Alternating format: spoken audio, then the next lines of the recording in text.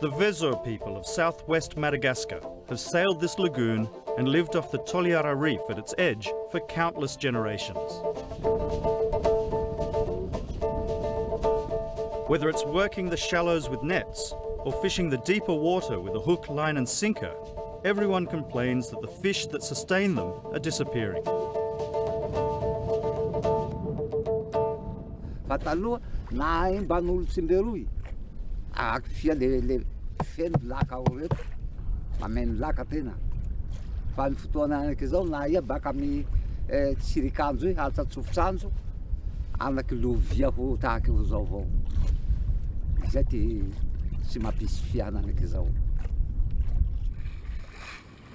This is one of the world's largest barrier reef systems.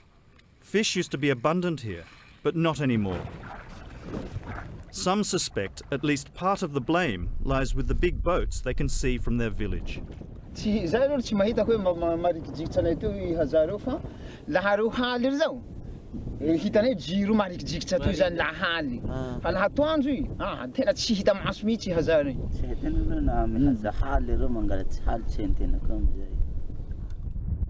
In fact, nobody knows for sure what's really happening out there. From here in Madagascar, all the way to Western Australia, most of what goes on in the vast Indian Ocean happens out of sight, out of mind. A quarter of the world's tuna is caught in this ocean. Up against the sophisticated industrial vessels and what activists describe as rampant illegal fishing, the fish stand little chance. Fish stocks are being depleted and catches are a mere fraction of what they used to be in the past decades. As officials gather to discuss regional fish stocks, the illegal operations are high on the agenda. It is in our interest that fishery resources of the region are exploited sustainably and are protected against illegal fishing. I hitch a ride with international environmental organisation Greenpeace on the biggest vessel in their fleet, the Esperanza. They're on a 3-month patrol of the southern Indian Ocean fisheries. The Indian Ocean is home to some of the poorest nations in the world, and a lot of them are fishing communities. They'll depend on the oceans for trade, they'll depend on the oceans for food, for economy. And so if you've got these foreign fishing fleets coming in and just taking everything away because of weak infrastructure and law, then that's really not going to create a sustainable livelihood for many of these nations. The future for the Indian Ocean is pretty bleak. We've seen so many vessels chasing so few fish that catches are dwindling, and these depleted stocks mean that in the future, local fishermen are going to miss out.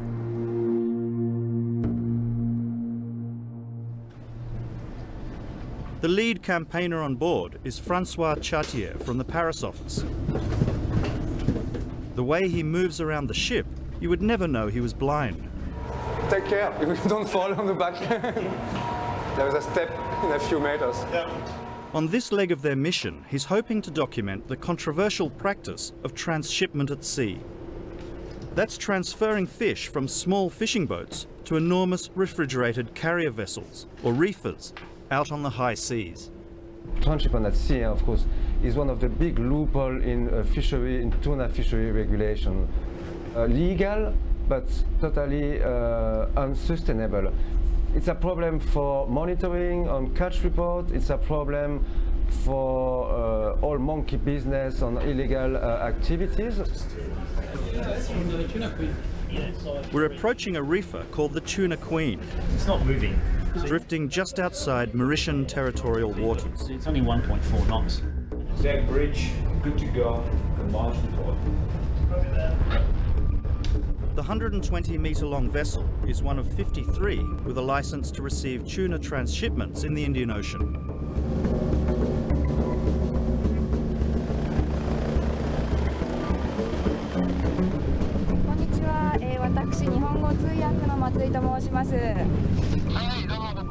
They're told at least one of these transshipments occurs every single day. They got 99 tons today. Wow, okay. To find out more, they're told to contact Mitsubishi Reefer Services in Tokyo. The tuna queen is doing nothing illegal here receiving this fish, and there's no suggestion they're aware of any illegal supply to them. However, Greenpeace believes the whole practice is wide open to rorting further down the chain of supply. The problem is that it's impossible to establish where and when this fish was caught, and whether it was caught legally. Once it's inside the tuna queen's vast freezers, there's no way to know. There is no chain of custody. As soon as the fish is inside the freezing vessel, inside the reefer, it's impossible to know from which vessel it's coming. We need a scheme of traceability.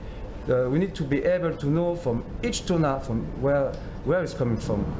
It's down for normally 2 months. There's an Indian Ocean Tuna Commission observer stationed on the Tuna Queen, but he confirms he's only recording the number and type of fish coming on board. Just to watch the transshipment of tuna from the fishing boat to the carrier vessel, over. There are virtually no observers on the actual fishing boats, and according to veteran oceans campaigner Martini Gauthier, many of them are operating illegally. Without observers, without anybody can see, it's an open book to cheating. Gauthier lives on Waiheke Island in New Zealand. Without observers, these vessels can do what they like, and you can't believe them on their word, because they don't really care too much about the state of the fish stock. All they care about is really the profits. Gauthier has lived his life at sea and is an authority on illegal fishing practices. It's the bottom line, it's fishing. He says theft and underreporting is rife, making it impossible for authorities to gauge the health of the fishery. His estimate of the amount of fish stolen is conservative at 20%. 1/5 of fish is stolen. It's either illegally caught or not reported, or fishing in an unregulated area, and that's a huge amount. Gauthier believes the only solution would be to place observers on all vessels, which is practically impossible, or ban transshipments at sea and have the fish counted and recorded in port. As always, there are those vessels that always try to find those loopholes. Rondolph Payet of the Indian Ocean Tuna Commission admits they're concerned about the extent of the tuna laundering. Well, in every regulation that is made, there are always people that will try to exploit those loopholes. And I think by identifying those loopholes, we can probably close them. Well, they're not working. Yeah, they are. There's mines down into the hatches. By the look of it, the hatches are open. One of the vessels that Greenpeace finds transshipping to the Tuna Queen is this Philippines-flagged boat. Unusually for a longline fishing boat, it has no fishing gear visible on board. They pull that back very quickly. Because of this, the activists suspect it's actually pretending to be a fishing boat and collecting tuna from other boats fishing illegally before claiming the catch as its own. There's no direct evidence to prove this, but if true, once the tuna is transshipped to the Tuna Queen, any illegal catch has been laundered. There's an official paperwork and there's an unofficial paperwork, and in that way fish can get laundered. Martini Gauthier has spent his whole life fighting to protect the oceans.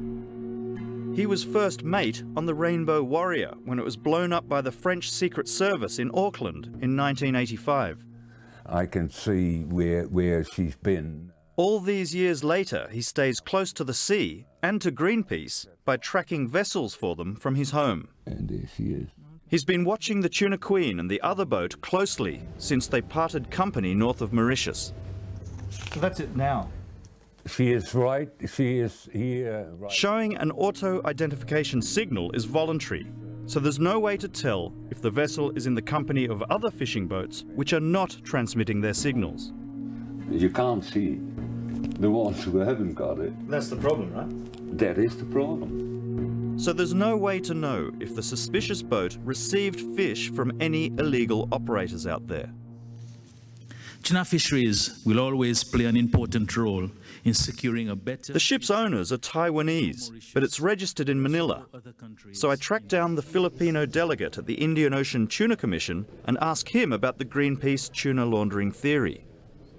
This is the second time I asked him. Excuse me, sir. Can I ask you now, have you had a chance to look at the press release from Greenpeace that we spoke about?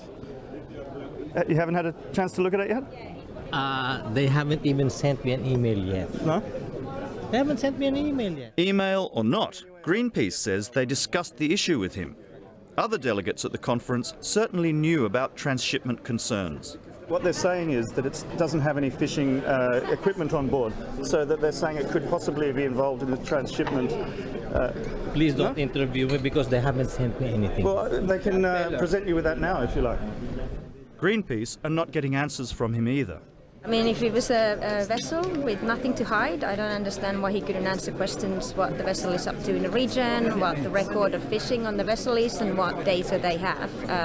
The government gets information from the vessel through its vessel monitoring system, so they should be able to show that and share information what the vessel's been up to. Dateline emailed questions to the company responsible for the vessel and did receive a response. Curiously, it came from Benjamin Tabios, the Philippines government delegate at the conference, the same man who'd put his hand over my camera lens.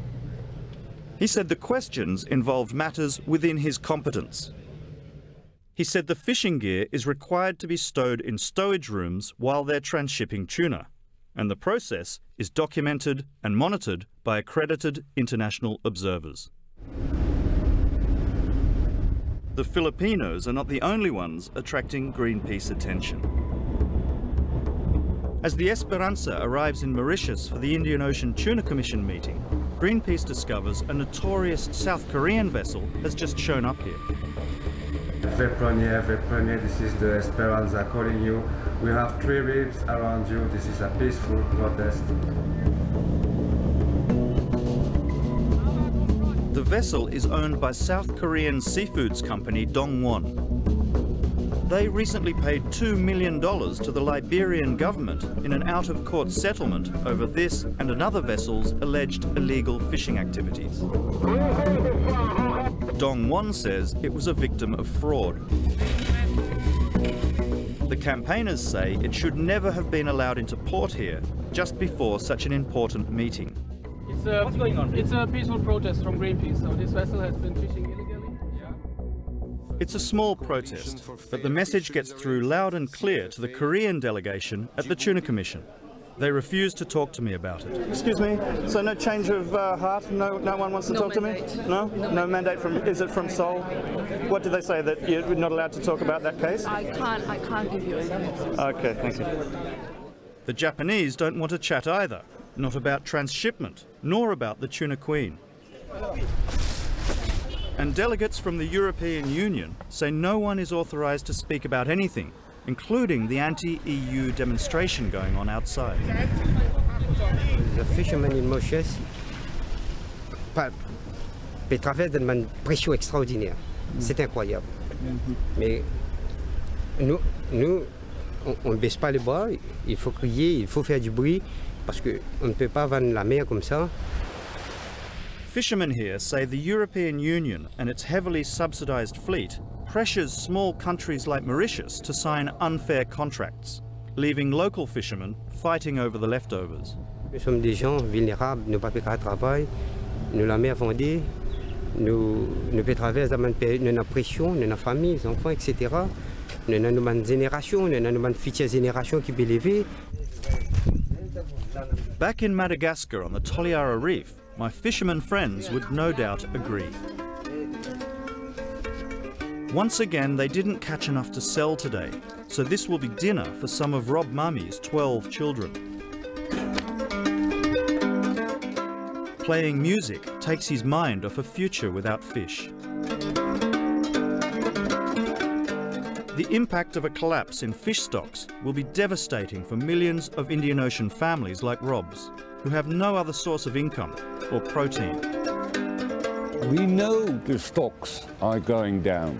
We know we have to take measures to keep this fish stock healthy, because fish, for billions of people, is their basic diet.